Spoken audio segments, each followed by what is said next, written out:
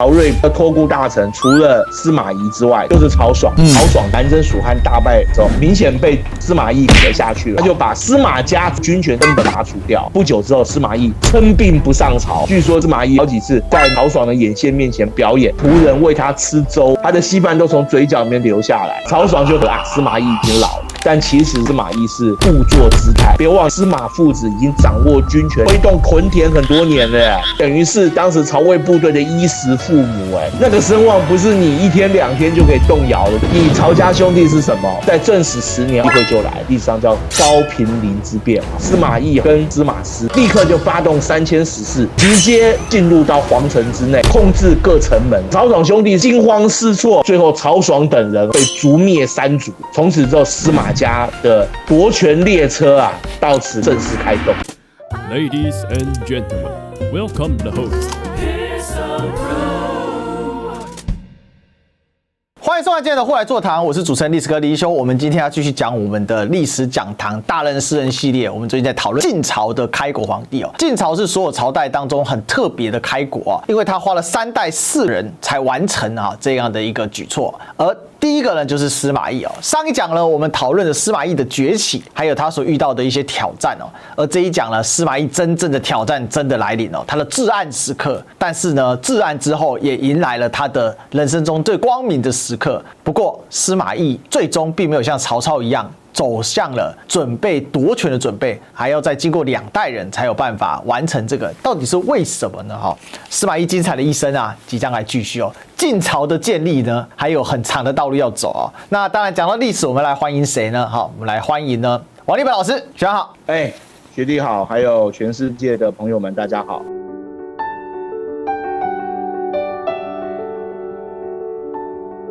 是，上一讲我们就在讲司马懿是怎么崛起的对呀。那我们继续来讲司马懿还有做出哪一些的部分。首先，我们知道司马懿有一场战役对他的生涯是非常非常重要的。他打败了来自吴国的大军奠定了他的一个军事威望的基础这也对他日后的军旅生涯呢有很大帮助。因为他一方面在西线打败了诸葛亮在东线呢打了一场所谓的苕皮之战，那败退了另外一个诸葛是不是来跟我们讲一下这个精彩的故事？司马懿他这一生他不止在西线对蜀汉的战争获得胜利，他在东线对东吴帝国的战争也获得了胜利其实对东线东吴的这场战争，我可以告诉各位，如果你看这个地图就知道，如果吴军顺利拿下淮河流域的话，事实上距离许昌、洛阳并没有太远，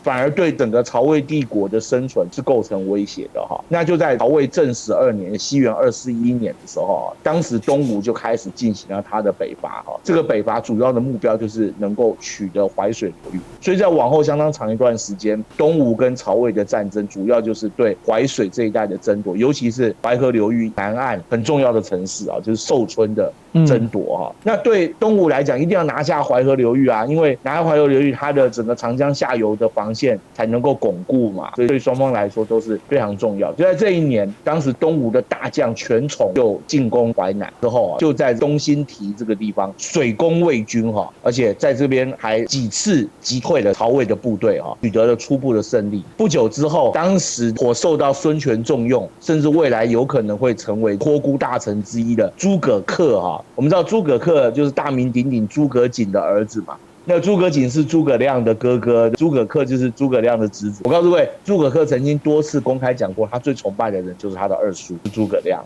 其实从诸葛瑾开始就很受到孙权的重用主要原因是因为孙权到了中晚年之后，他跟东吴地区在地的士族，像陆家顾家、张家，其实都有矛盾所以他刻意拉拢本身并不是出身东吴地区的诸葛瑾这一支因为诸葛瑾也是从北方下来的，所以诸葛瑾在孙权晚年其实比早期的时候更受到重用。那诸葛瑾的儿子就是大名鼎鼎的诸葛恪少年神童，文武双全。诸葛恪10几岁的时候就已经闻名天下了。对，各位有没有发现，诸葛家这时候在南方的2个国家里面都身居要津，非常受到重用。诸葛家当时是非常显赫的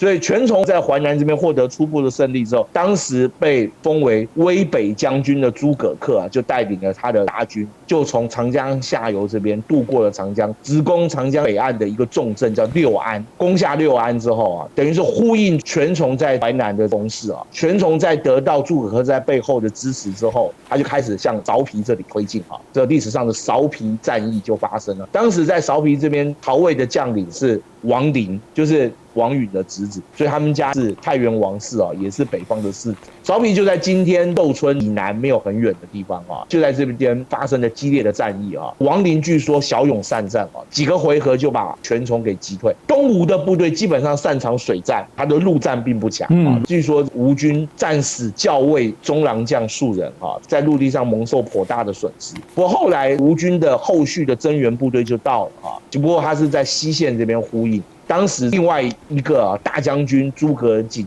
请注意这时候诸葛瑾是大将军他的地位是比丞相还高的也率领主力的部队大概6万人，在淮南这一带呼应诸葛恪跟权崇的攻势。也就是说，打到这个时候，孙权还不想放手，他还想继续在淮南这里取得胜利。权崇跟王陵又在苕皮这边又发生了好几个回合的作战，双方互有损失不过权崇总的来讲还是没有办法突破王陵的封锁，后来权崇没有办法只好暂时撤退刚刚撤退之后，当时诸葛瑾的主力还在嘛，所以他曹魏的朝廷上下是很担心吴军可能会把攻击的重点转向樊城。这件事情就让曹魏的朝廷里面发生了辩论，到底是要把主力摆在长江下游这边继续防守淮南这一带，还是要把主力转到长江中游防守樊城这一带甚至有一些曹魏里面的大臣都已经觉得必要的时候放弃樊城，应该要把主力摆在淮南这里。不过司马懿反对，司马懿认为说吴军已经可以说是强弩之末了不太可能在东西两线都取得胜利。就在6月的时候司马懿亲自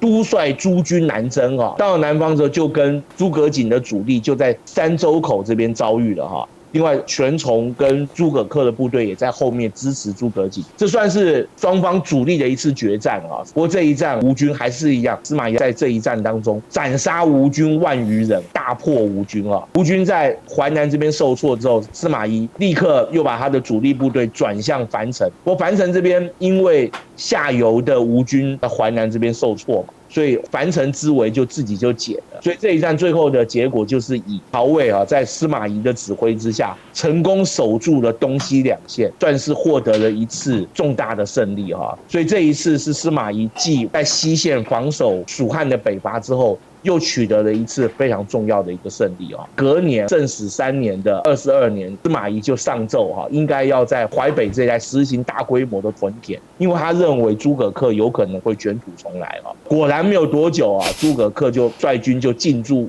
宛城这一带，而且不断进行骚扰性攻击，也让魏军觉得相当困扰。不过当时司马懿倒是老神在在，告诉洛阳方面不用担心诸葛恪只能做一些骚扰性的攻击只要我们能够把淮北这里的屯田完成，那诸葛恪这种攻击就不足为虑到了隔年的9月，正始4年243年的9月诸葛恪基本上在淮南这一带的扰袭果然是没有取得太大的一个成果司马懿就在这一年9月率领他在淮北的主力向诸葛恪发动反击。所以讲到这边发现司马懿是非常沉得住气的，他的作战经验很强，对他的作战经验非常的丰富。他认为只要我们的防线巩固，曹魏的军力本来就非常的强盛，我们就不必被诸葛恪所挑逗等到我们准备好之后发动攻击，那吴军就必然不是对手。就在这一年的9月司马懿的主力就开始从各地屯田的范围之内开始向南发动攻击。果然诸葛恪一触即溃，大败诸葛恪只好把所有带不走的粮食物资全部烧掉，损失2万多人，又撤回了江南。可以说这3年的仗东吴是白打了啦，基本上在淮南没有取得1寸的土地，前前后后我算了一下，大概损失5、6万的陆军。从此之后，东吴想要再进行这么大规模的北伐就很困难，所以这是一次对曹魏来讲重大的胜利OK。其实苕皮之战它是一个连续性的战役或者就称为淮南战役了那它是历时了大概3年左右。这里有个很重要的点第一个就是之后呢，吴国就逐步陷入了内斗。因为吴国后来又所谓两宫之争嘛，所以两国就以长江为界大体上来说就相安无事了好一段时间。而司马懿这个人真的是非常聪明他又开始推行了他的屯田策略而我们知道最早屯田其实是从曹操时代就开始做了嘛，曹操也曾经设置过度支中郎将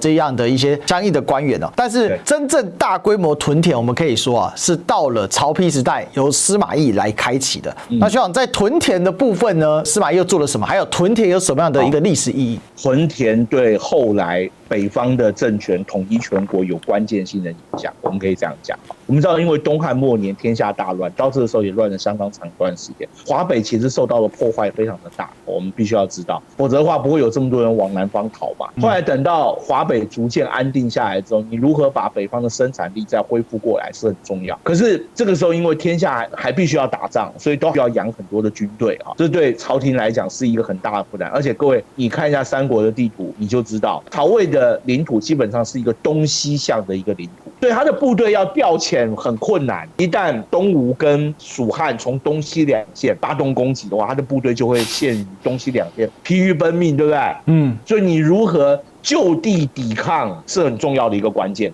那就地抵抗，你的部队就要驻守在原地。那这个地方的粮食供应就要非常的充足我们知道，在历史上诸葛亮为了要北伐曹魏，屯田汉中，对不对？其实三国各国都在采取屯田所以屯田就是军队驻屯的地区，就是农业生产地区。当然，你农业生产自然而然就会形成村落就会跟当地的人婚配人口慢慢就会增加。简单讲，就是一个长期对抗的这样的一个策略所以司马懿很早就看到了这一点，所以他早在当年他跟诸葛亮对抗的时候，我们就已经在上邽推行屯田，而且后来又在京兆今天长安附近天水郡是今天的甘肃的东部南安郡等等开始修筑渠道当时据说在这边修了好几条主要的渠道，引黄河支流的水源来灌溉这一带的土地在这里养兵。当时的目的就是要对抗诸葛亮。刚刚学弟有讲到，后来司马懿曾经向曹操建立过在全国各地广泛的实行屯田，曹操也同意了，而且也开始做了。不过没有多久，曹操就死掉了最重要的一点是，曹操当时在朝廷里面设了一个度支中郎将。度支中郎将，度支就是财政管理的意思。古代的财政就是农业生产，就是在各地代表中央政府督率各地的驻军进行屯田，很重要的一个职务等到曹丕称帝之后当时在关中地区的屯田已经颇有绩效了后来整个战争又开始在东线淮南这一带发生之后，当时司马懿开始是建议曹丕后来他又建议过曹睿，必须要在淮南这一带屯田也得到当时曹魏中央政府的支持所以就在241年，就是他跟东吴作战的同一个时间一开始在淮北，后来推行到淮南，开始进行屯田，而且他在这里提拔了一个很重要的人。这个人是文武双全，这时候还很年轻。这个人就大名鼎鼎的邓艾邓艾等人在淮南、淮北这一带开始进行屯田。屯田又可以分两个部分，首先第一个是你必须兴修水利，你要有灌溉根据《晋书》的记载，他说司马懿在于击鼓乃大兴屯田，广开淮阳100尺2渠又修猪皮于颍之南北。颍是所谓的颍川，就是今天的河南的东部，靠近安徽这一带，也算是淮北地区屯田10000余顷，短几年之内灌溉了超过1万顷的土地，自是淮北沧榆、相望、寿春至京师农官屯兵连属焉就是从寿春淮河流域当时最大的城市，一直到洛阳这一带，就整个淮河南北，甚至连接到黄河以南这一带，完完全全都已经变成一个完整而且相连属的一个农业地带所以它的屯田取得相当大的成功史书甚至后来又记载，遂北临淮水，至中黎而南横石以西，近池水400余里，5里至一营，一营60人，且佃且守。这句话很重要，佃就是一方面耕田的意思二方面也开始兴修防御工事兼修广淮跟100尺2渠，引河流，这个河是指黄河水，下通淮颍大至猪皮于以南引北，穿渠300余里，灌田2万顷淮南淮北皆相连，自寿春到京师农官兵田鸡犬之声，阡陌相属。什么意思呢？这一代的人口开始变多了，而且都变成一个农业的生产量。各位，有农业的生产，人口就多，兵源就多。再加上我刚刚讲，它且电且守，所以使得整个淮河南北，甚至一直连接到靠近京师，就是洛阳这一带，它的生产完全都恢复正常。而且最重要一点是，这一带后来就成为进攻东吴的跳板。再加上我们刚刚前面讲，它在西北这边就是上归到京兆，就长安这一带、关中平原这一带也屯田成功，甚至于根据晋书的记载，有好几次中原地区收成不好，关中地区的粮食竟然还可以去支援中原地区。也就是说，各位，它的粮食生产已经成功到，不但它养兵够，它还帝国的核心地带如果发生饥荒的话可以支援。另外还值得注意一点，除了邓艾之外，他还提拔了王基、周泰、贾越等人。当时一位很重要的大臣叫于豫他说经略之才可谓远矣他就称赞司马懿他不单只是军事上有才能，在政治上、经济上也颇有才能可以说是当时1等1的这样的一个人，可谓远矣。而且他的思虑非常的长远所以简单说他在淮河南北不是光打仗而已，各位，他还在这一带拔擢人才，进行屯田，养兵又养人。各位，我必须要讲司马懿，虽然司马懿这个时候他还没有露出过度的野心，但其实他已经获得非常良好的基础，不但壮大了他的部队，也强大了他的队伍是我想司马懿的特点就在这里逐步呈现战略思考，他的战略思考真的是很强，他知道他要怎么去布那个局是的。当然了，再来就是说，除了开源之外，他也做了很多节流的工作当中最有名的是呢，是劝诫魏明帝曹睿也就是曹丕的儿子不要这么爱盖宫殿因为曹睿呢这个皇帝非常特别，可以说是魏国的全盛期，也是曹魏最后一个掌有真正实权的皇帝但是他的性格很特殊他非常的果断，然后也有政治手腕，但是呢，他又是非常的纨绔子弟学长。对，没错。历史上的记载我们来看，曹睿有一个癖好，他有新建宫殿的狂热。历史上记载，他在位的10几年的时间没有一天停过各位，似乎他特别喜欢盖房子啦。简单说在景初2年238年，就是司马懿还没有到淮南作战，这时候他准备率军远征辽东在远征辽东之前，他当时就劝诫魏明帝告诉曹睿，他说：“习周公迎洛邑，萧何造未央今公事未满，臣之责也然至河以北，百姓困顿，外内有异，事不并心，以假决内务，以救时急。”就告诉他说，如果像当年周公建洛阳，萧何造未央宫，是因为当时的宫殿不够用，但现在来讲已经不是这样子了，现在国家还有更多的急用。他说河以北，就黄河以北百姓困穷，他说这一带的老百姓生活并不好，所以他告诉曹睿，我们要不要把这一些不必要的内务，其实就是指他盖宫殿暂停一下把钱省下来我们打仗用比较好。各位你看了没有？他不但开源，他还节流。他告诉曹睿不要花太多钱。我告诉各位他是有资格这样讲，因为他是曹丕的托孤大臣，对不对？有点是父执辈这种味道去讲曹睿据说劝了好几次，曹睿不太理他。曹睿还是有盖房子的癖好。其实我告诉各位，曹睿压制司马懿是成功的，他让司马懿为他所用，可是又不会威胁到他的政权。所以曹睿就像刚刚学弟讲，其实是颇有政治手腕的一个人。不过他跟他爸一样短命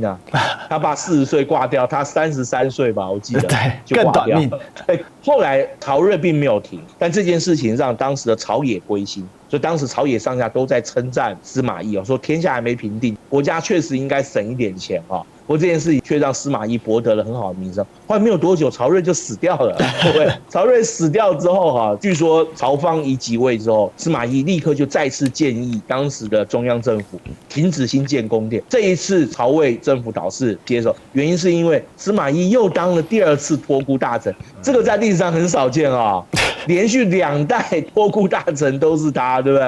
马上就接受了他的建议，就下令把所有还未完成的宫殿全部停工。有这件事情就可以看得出来，当时司马懿在整个曹魏朝廷中的地位不断在上升而且最重要一点是，他讲话以及他的政策都能够切中时弊，都能够赢得朝野的支持。所以史称叫天下兴赖对，没错，也就是司马懿的威望再次上升的一阶是的。不过刚才徐总讲到一个很大的关键就是说曹睿托孤这件事有意思很少有人2代皇帝都托同一个大臣。但是啊，精明干练如曹睿啊，他不是这么简单的一个人物。当然要托给司马懿，但是呢，他也提拔了另外一个人哦。这个人呢，就是大将军曹爽啊。曹爽是谁呢？曹爽啊，就是曹真的儿子哦。曹真呢是曹操的侄子哦，所以可以是说是跟他们家非常接近的曹氏宗亲啊。那另外我们也要知道，就是曹氏宗亲在第1代渐渐凋零之后呢，他们的整个族内的能人渐渐在减少啊。曹真算是曹操后期来说相对干练的宗亲啊。那也就是凭借着他爸爸的威望啊，曹爽得到了一个很大的重用。而且还有一个点啊，曹睿啊跟曹爽啊从小啊是玩伴啊，跟亲兄弟一样。其实就辈分来说，他们是同辈嘛。对，因为曹真是曹操子辈嘛。那简单来讲，曹睿是曹操的孙子啊，那曹爽当然也是曹操的子孙嘛。曹睿当然知道司马懿这个人呢，狼顾之相。我爷爷说过话，我怎会不知道呢？但是我要用他嘛，因为这个时候曹魏的顶梁柱就是司马懿了。可是我要找一个人来限制他哈，所以呢，就把他最亲近的玩伴，也是他的同族宗亲，可以说是堂兄弟啦，就是把曹爽给找来啊。那这个事情呢，其实非常有意思啊，学长。这个时候司马懿官阶已经做到了太尉了，那一个大将军曹爽怎么来压制他呢？这里面曹爽又是如何专权限制了司马懿的权力呢？好，对曹魏政权来说，到了中后期之后，最大的一个危机就是在这里啊。为什么？因为从曹丕开始重用北方的士族嘛，司马家其实就是当时北方士族的代表性的家族之一哈。另外像什么陈群啊、王陵啊这些人都是来自北方的士族。也就是说，曹丕为了让曹魏政权能够在北方能够巩固，因为他篡夺了汉朝的江山，所以他必须要跟曾经被曹操打压过的士族群体取得一定程度的妥协。可是各位，问题是士族他拥有非常大的一个社会基础，他掌握了土地跟人口，最重要的是他们在朝廷、在中央跟地方都有声望，所以久而久之就士族群体强大了，反而让曹氏宗亲逐渐的消落下来。我们知道曹丕不喜欢他的兄弟嘛，最有名的他整了曹植的七步成诗的煮豆燃豆萁，豆在釜中泣，本是同根生，相见何太急啊！这件事情就反映了当时曹丕的心态啊，他重用的士族反而刻薄对待了曹氏宗亲啊。这个事情到了曹睿，各位，曹睿其实很有头脑，曹睿很快就发现他父亲这一代的问题，所以曹睿稍微长大一点的时候，就刻意的再把曹氏宗亲的力量再把它拉起来。他希望曹氏宗亲也能够掌握军政大权，不要完全把权力都交给北方这些士族啊。跟曹睿最要好的就是刚刚学弟讲的曹爽啊。所以当曹睿身体不好快死掉的时候，他的托孤大臣除了司马懿之外，最重要的就是曹爽。据说曹爽年轻的时候也跟司马懿非常的要好啊，甚至还很崇拜司马懿。但是因为他的身份的关系，所以这个时候他也成为托孤大臣，再加上他又是曹氏宗亲嘛，所以这件事情就让他在朝廷里面的地位一下子就汹涌膨胀了起来啊。可是曹爽却有一个问题，就是他没有立下什么样的一个大功啊，所以他就很想要有所表现，所以他担任托孤大臣没有多久啊，就在他的一个部下叫做邓阳的建议之下，在正15年，叫244年进行所谓伐蜀。各位请注意这个时间，244年。241年到243年，司马懿在淮河南北这边取得胜利，所以司马懿的声望又上来啦。那曹爽就很想要在西线这边取得一次胜利嘛，这样他才能够跟司马懿对抗啊。在244年的时候，曹爽亲自率领7万部队进入到关中这一带，想要从这边直接一路攻到蜀汉进行一场灭国性的战争。各位你想想看，当年司马懿在这边是采取一个保守的战略，就是知道要攻入蜀汉没有那么容易。再加上蜀汉这个时候掌握军政大权的是大将军费祎费祎也不是无能之辈而且当时诸葛亮时代的一些老将，像王平、廖化啦这些人都还在，也就是说蜀军的主体老将都还在那你曹爽根本没有打过仗他并没有一个担任统帅的经验，所以这一仗据说他的大军浩浩荡荡出发，蜀汉这边很快就知道魏军来犯，所以费祎可以说是从容布置，把所有重要的山口全都布置重兵曹爽的部队根本就没有办法越过这些重要的山口，连秦岭都翻不过去啊，就在这边打了几个月啊，部队也有一些损失。后来曹爽看打不赢就算，当时他的部下夏侯玄啊，就劝他。夏侯家当时也是很重要的一个家族，他也是属于类宗亲家族了，因为他们世代跟曹家通婚，所以他们在整个曹魏的朝中具有特殊角色，一般会把它视为宗亲的一个范围。是的，其实他们跟宗亲差不多。夏侯玄当时就力劝曹爽撤军吧，不要打了，再这样打下去没有什么好处。所以曹爽的部队就开始撤军，就撤军之后，费祎竟然抓住了这个机会，命令王平等人从背后发动猛烈的攻击。哇，这一仗魏军大败哈！各位，你看曹爽他在部队撤退，竟然没有安排有力的后卫殿后。各位，殿后很重要我补一句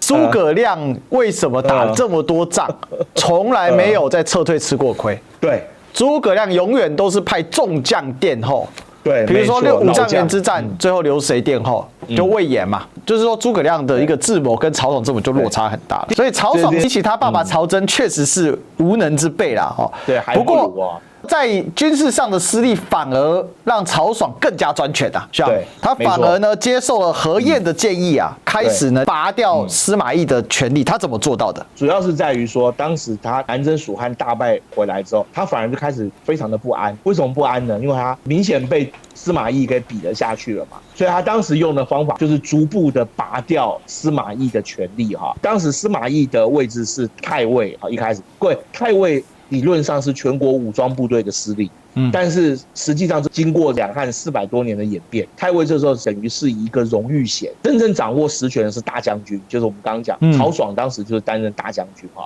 可是他还是认为要让司马懿从此之后名不正言不顺，没有办法再掌握部队，所以他就把司马懿明升暗降，把司马懿从太尉升为太傅，太傅就是文官啊，他就没有资格再掌握军权。司马懿马上就接受，司马懿最厉害的就是这一点啊，他不跟你硬来。第二件事啊，曹爽把他的2个弟弟啊，就是曹丕、曹训这2个提拔为当时中央禁军的将领，所以等于也是皇亲嘛。然后他把司马懿的儿子司马师、司马昭在禁军中的位置把他拔除掉，就是把司马家掌握军权这件事情把它降低，甚至于根本把它拔除掉哈。这件事情其实对司马懿来讲是非常危险，因为等于是禁军的指挥权完全不在他手上。如果这个时候曹爽要是心狠手辣，对不对发动一次武装整肃的话，恐怕司马家父子就不妙。不过司马懿非常厉害啊。他不但接受，而且还告诉他们儿子们我们也必须要接受这个安排不久之后，司马懿称病不上朝而且还表示自己病得非常的重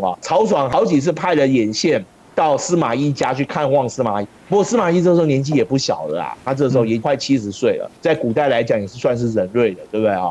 据说这司马懿有好几次就是在曹爽的眼线面前表演，他的仆人喂他吃粥他的稀饭都从嘴角里面流下来。以症状来讲，有点像我们今天讲的中风，对不对他已经没有办法控制了，禁书写得非常的传神。结果曹爽就开始放心了，就觉得司马懿已经老了，已经不复当年了。他2个儿子其实是靠着他的父亲才有今天的地位嘛，所以他认为说，只要司马懿老了，司马师、司马昭也就没有多大的作为但其实司马懿是故作姿态了，他在找机会，改一天就要发动反击但是各位，我们要知道非常重要的一个关键是什么？就是你曹爽固然能拔了司马父子的位置，但是我们不要忘记，司马父子已经掌握军权几十年了军中所有的将领、故旧、大小的军官、官兵们，而且别忘了他已经推动屯田很多年了司马懿等于是当时曹魏部队的衣食父母那个声望不是你1天2天就可以动摇的。你曹家兄弟是什么？今天我们不客气的讲，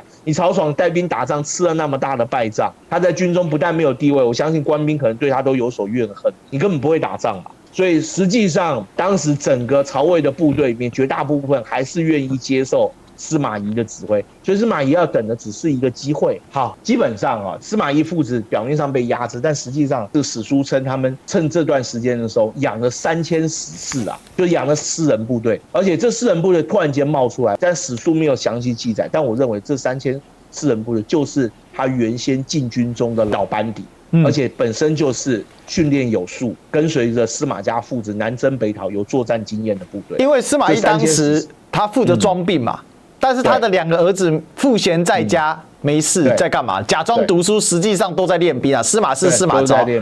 对，而且我觉得这里有个点是司马懿、司马氏、司马昭，他们这父子都是非常有才能的。对比像曹爽一家哦，其实他几个弟弟，说实在，现在史书已经没多少记载，但我认为能力是不怎么样啊，绝对不怎么样的啦。所以看出来说，曹氏宗亲的家族训练啊，跟司马家的家族训练有很大的落差了。司马懿在征战淮南战役的时候，司马师、司马昭就跟着司马懿作战，也就是说，他父亲多年以来是在刻意培养这两个孩子，再加上他们本来就是士族，士族本来就是受文武合一的教育哈，所以他两个小孩基本上在政治才能跟军事才能上，其实到这个时候都已经培养到相当程度。我告诉各位，这两个小孩这时候也已经40几岁了，也已经历练多年了，知道吗？哈，所以他们两个其实已经非常成熟，而且成竹在胸，从头到尾司马家父子就是不疾不徐完全准备好了哈。所以在正史10年249年的时候，这个机会就来，历史上叫高平陵之变啊。简单说，当时曹魏的皇帝曹芳就是曹睿的儿子，就在这一年的正月初6，准备要去祭拜曹睿啊。当时曹睿的陵墓就是所谓的高平陵啊。各位，你要去想一件事哈，再怎么讲，你曹家宗亲都不能够倾巢而出，一定要安排有力的人坐镇在京师嘛。结果这时候这一群姓曹的曹芳、曹睿啊、曹熙、曹训这些人，竟然倾巢而出。当时有人就劝诫了曹爽说，这样是不是不太好？你是不是应该要留一些人在洛阳？曹爽完全没有把司马懿放在眼里，我们就出去扫墓，几天之后就回来了。曹家人倾巢而出的结果，就给了司马家机会。迅雷不及掩耳，当时的司马懿跟还挂着中护军头衔的司马师，立刻就发动3000死士，直接进入到皇城之内，控制各城门，而且立刻进入武器库里面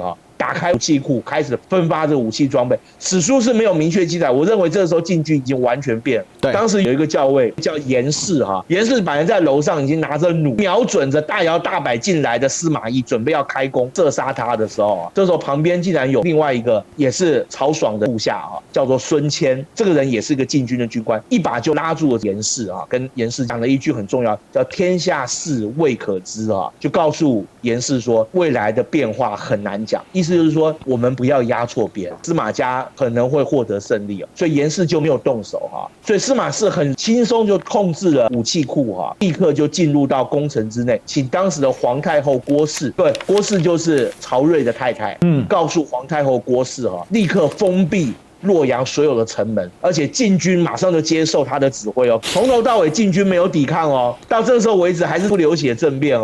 晋军就立刻控制洛水上面所有的桥梁，管制首都的交通进出。各位，到这时候为止，首都革命已经完成了。接着他就命令师徒高柔代理假节行大将军事高柔当时年纪已经非常大了就是找了一个没有什么力量的一个老臣出来，号称是奉了郭太后的命令，取代了曹爽接管了曹爽所有的军权而且司马懿还立刻就任命王冠担任东领军，就接替了曹熙跟曹训的位置，就把曹熙跟曹训的头衔也给拔掉了完全控制了之后，司马懿开始派人去告诉曹爽司马懿当时用的理由其实就是中国历代所有政变用的理由，说曹爽心怀不轨阴谋造反。当时曹爽兄弟历史上称他们惊慌失措怎么会发生这样的事情也非常的震惊，可是也不知道该怎么办。本来他们想立刻赶回洛阳，就到了洛水的北岸就下不去了，所以当时曹爽也派了人去跟司马懿谈判但是谈判的结果，司马懿当时是告诉曹家兄弟他说罢兵洗马，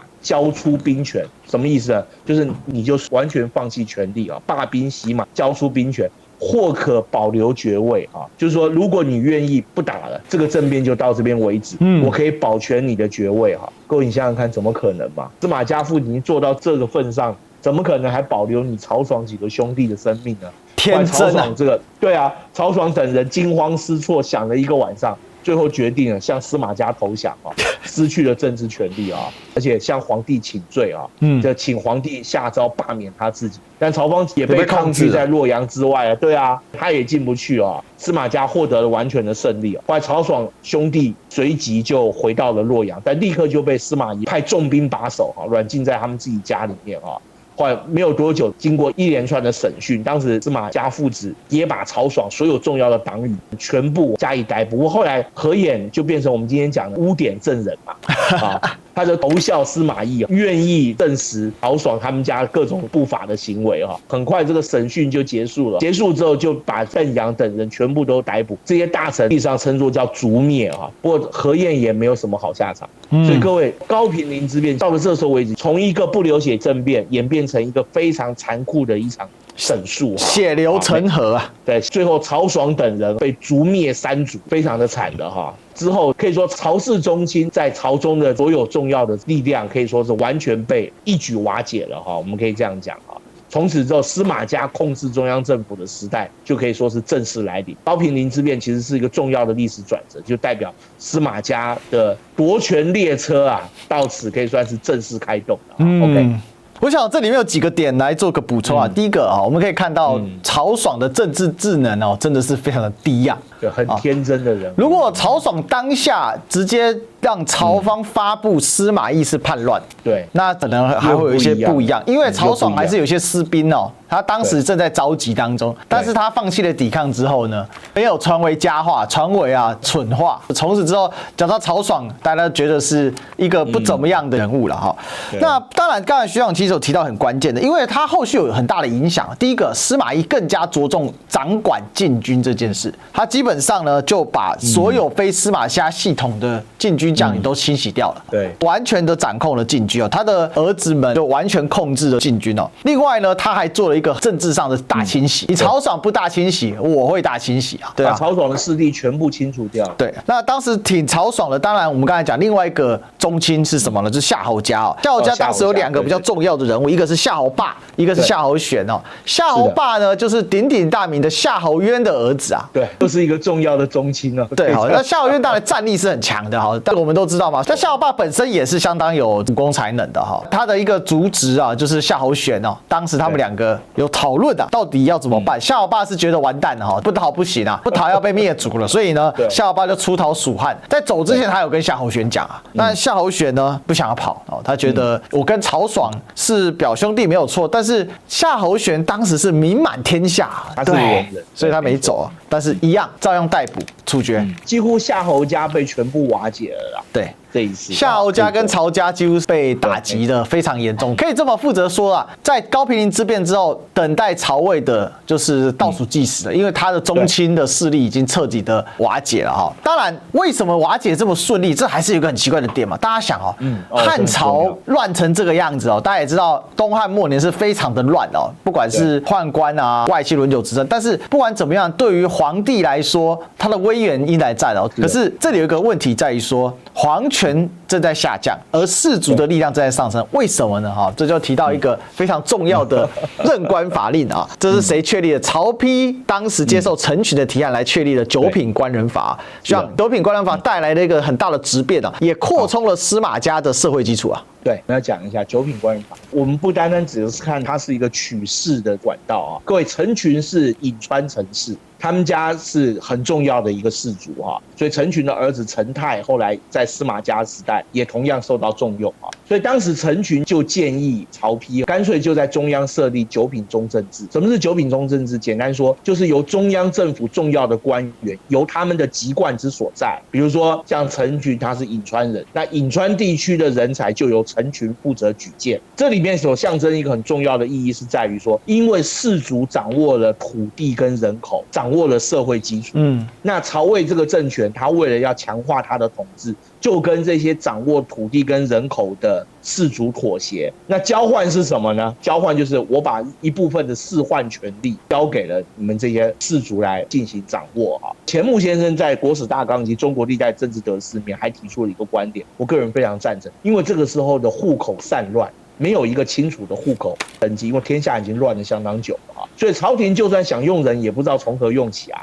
因为到底有多少人，人住在哪里，朝廷也不知道。那谁比较清楚？士族比较清楚，等于是一种不得已的妥协啊。这个我非常赞成钱穆先生的说法，因为把这些推荐的人才造册嘛，再根据他们的才能定为所谓的上中下总共9品嘛。所以九品中正制又称九品官人法，那结果是什么？结果就是形成了一句很有名的话，叫做上品无寒门，下品无士族。从此之后，基本上整个社会阶级趋向于固化，这一点就非常重要。但是各位，士族就成为往后魏晋南北朝300多年中国社会的中坚力量，不论是南方还是北方一直要到什么时候？各位知道吗？要到隋朝之后，前面讲过隋文帝嘛，隋文帝开始重新统计天下的户口人口，对不对？开始推动所谓的均田制然后重新开始推动科举考试，这个时间还相当的漫长，要在很后面。起码在这个时候，士族基本上就成为整个中国社会最重要的一股力量OK， 所以详细请看我们师祖师名，我们讲过就九品官人法关于隋文帝故事的大人诗人前面也提过，所以大家去追看一下。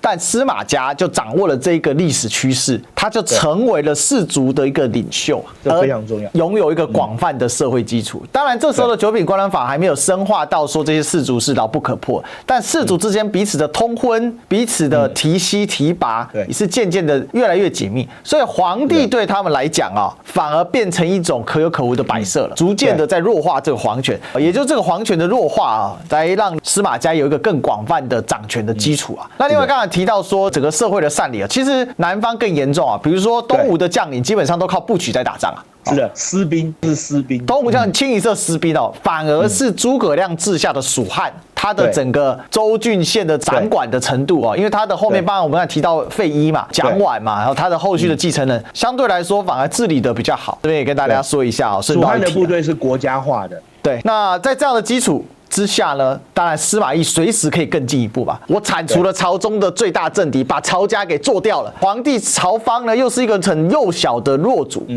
那重新走一遍曹操当年的事情，并不是什么难事不过就在这个时候呢，有一件事情横亘在他面前就是寿春第一叛我告诉大家，曹魏史上有所谓的寿春3叛对，司马懿虽然来到这个地方打过仗，但他从未都督过这个地方司马懿主要都督区有2个一个是雍凉战区是今天关中防御蜀国的北伐那另外一个都督区呢他曾经也待过荆北嘛，就是在防御中线襄阳这一线的作战，但是在寿春这边他基本上没有长期待过，所以这里一直很难服众。前面我们提到王陵王陵呢是太原王氏第一个士族当中鼎一门士族，比司马家还高司马家是2000担级人家是3公级的第二个呢，他有军功嘛，我们也知道，所以他后来就发动了寿春首叛，他其实已经嗅到一些味道了啦。司马家即将要大权稳坐，这些老臣都觉得不安嘛。不过寿春首叛的详细故事呢，我们就留到了司马师的时候再来处理为什么呢？因为司马师也在这个当中有深度参与司马懿已经开始在安排接班各位。是的，司马懿这个人一生，我只能说这叫战略眼光十分独到。当然到了251年的时候，司马懿就病逝了但事实上呢，在他病逝之前呢，几度比如说要册封他为丞相，丞相是谁？曹丞相，当然就是要搞篡位嘛。封他为郡公，他也不要曹操还封魏王他连郡公都不要，郡公是比魏王还低一阶。那另外加9次加9次是讲9种礼器这个是夺位前的一个必经之路啦标准都不要。对，所以很多人就会把它拿来做对曹操的比较需要你怎么看呢？其实司马懿跟曹操有人说他们很像了，但我们必须要讲一件事，司马懿比曹操更沉得住气。原因是什么？我觉得还是在出身的问题上面。司马懿毕竟是长期以来他们家就是士族，那所有的重要的阵仗，文武百官也好，或者是各种的政治跟军事上的历练，司马懿都历经过，所以他已经看得相当的清楚，也看得很开了所以他对很多事情他都有一个非常坚定的战略作为所以他总是能够不慌不乱，在最适当的时机准确的出手那曹操就不一样啦，曹操当时正值东汉末年的战乱，对不对曹操一直很想要在1次2次的大战当中就统一全国嘛，但事实证明曹操并没有能够做到所以曹操到了晚年之后又陷入他继承人的问题，所以曹操到了中晚年，尤其在赤壁战役失败之后，给人的感觉就曹操在政治作为跟军事作为上就显得有些凌乱，这一点是司马懿比曹操要强很多的地方但是司马懿再怎么说很重要的一件事因为他是士族的代表，他拥有广泛的社会基础，不像曹操曹操当时的社会基础就没有像司马懿那么样的稳固。我想这是他们之所以到了中晚期之后会有这样的一个表现上的差异很重要的一点但总的来讲司马懿我认为他在政治跟军事上的表现甚至还更胜曹操一筹。哦，我们可以这样说。但我想司马懿跟曹操比较起来，为什么大家一般来说会更加的觉得曹操啊，虽然被称为乱世之奸雄啊，但会觉得他在司马懿之上？我觉得有几个点啊。第一个啊，曹操虽然他们家是宦官家庭啊，但他更激进于白手起家。对，毕竟当时天下乱的不行了，曹操最早的当兵出来的，对，这靠打军功的嘛。而且更重要的是，曹操他当时的领地一开始很小啊，在兖州这个地方是四战之地啊，非常的难以站稳啊。他也是打了很多年哦。那第二个哦，对比司马懿哦，司马懿确实是精确独到、心狠手辣。那曹操呢，他跟司马懿不一样的地方在哪里？曹操感觉更豪爽一点，对，比较有草莽的味道。对，没错。还有一点，曹操很有才气，很懂得写诗词文这些。司马懿的文学怎么样？我们今天已经不太清楚了啊。但是至少当时来说，他并不是以文学见长，这件事倒是确实的啊。是的。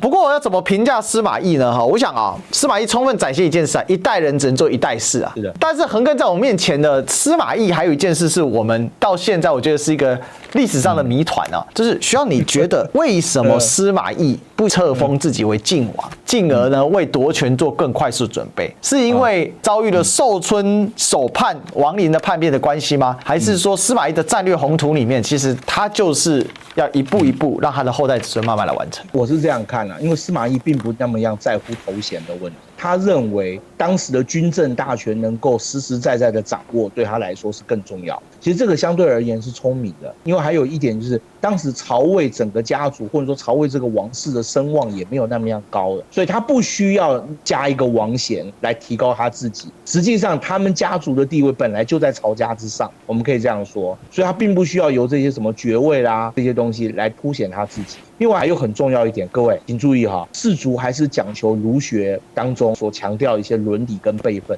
他再怎么说也是托孤大臣。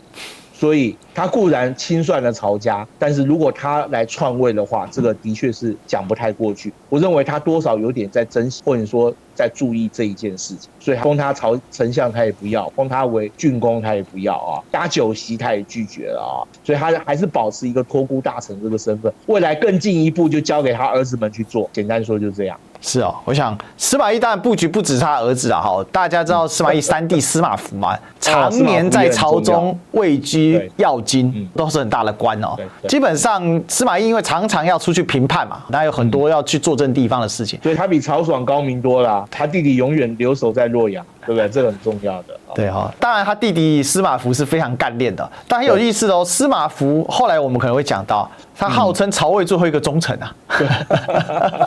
他跟他哥哥一样，就喜欢做这种表演，对啊。这也许是当时的士族的一个特殊了哈。对，好，那关于司马懿的故事大体就到这里了哈。我们刚才提到寿春三叛到底是怎么平定的，司马懿也是4两拨千斤哦，它里面精彩故事还有司马师怎么接班。那司马懿呢，60几岁了还在戎马倥偬啊，还在汲汲营营呢，真的是很特殊的一个人物。当然3代4人才完成的这个晋朝的建国功业啊，到底还有什么精彩的故事呢？最后讲一下啊，司马懿在了后来啊被追封为晋高祖宣皇帝哈，所以我们在历史书上有时候又称为他为宣帝，或称他为晋高祖啊。当然这个到了他的孙子司马炎称帝的时候的追封了啊。好吧，那关于司马懿的故事呢非常精彩啊，就聊到这里了。接着将会由他的大儿子司马师啊来接棒，司马师又是怎么样的精彩故事呢？好，我们当然只能期待下一期了。所以最后啊，就要帮我们按赞、订阅、分享、打开小铃铛，最重要是加入我的会员，让我们有更多粮草可以继续做下去哦。还有呢，可以透过线下的赞助，绿界、PayPal、微信、支付宝、邮局，让我们更多精彩故事跟大家来分享。好，那我们今天呢，后来座谈的大人事系列，我们就聊到这里了。我们今天谢谢学长，